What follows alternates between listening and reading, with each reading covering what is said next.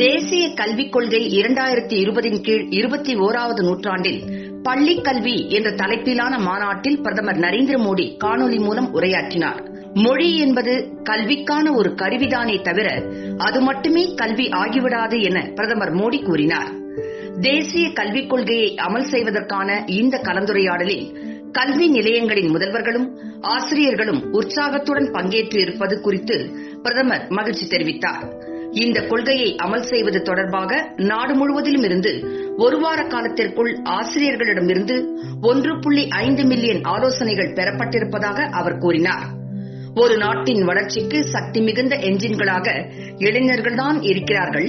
ஆனால் அவர்களின் வளர்ச்சி குழந்தை பருவத்திலிருந்து தொடங்க வேண்டும் என்று பிரதமர் திரு நரேந்திர மோடி கூறினார்.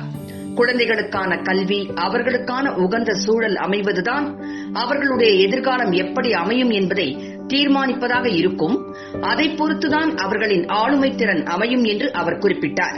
தேசிய கல்விக் கொள்கையில் இந்த அம்சங்களுக்கு நிறைய முக்கியத்துவம் அளிக்கப்பட்டிருப்பதாக பிரதமர் தெரிவித்தார். குழந்தைகள் வளரும்போது கற்றலுக்கான உந்துதலை வளர்ப்பது, அறிவியல் பூர்வ மற்றும் தத்துவார்த்த ரீதியிலான சிந்தனை, கணித அடிப்படையிலான சிந்தனை, அறிவியல் விஷயங்களை அறிதல் போன்றவற்றை வளர்ப்பது மிகவும் அவசியமானதாக உள்ளது.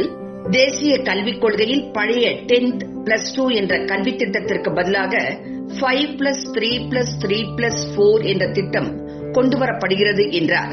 தற்போது நகரங்களில் தனியார் பள்ளிகளில் மட்டும் உள்ள விளையாட்டு முறையிலான கற்றல் வசதி புதிய கொள்கை அமலுக்கு வந்ததும் எல்லா கிராமங்களிலும் அது கிடைக்கும் என்று பிரதமர் கூறினார்.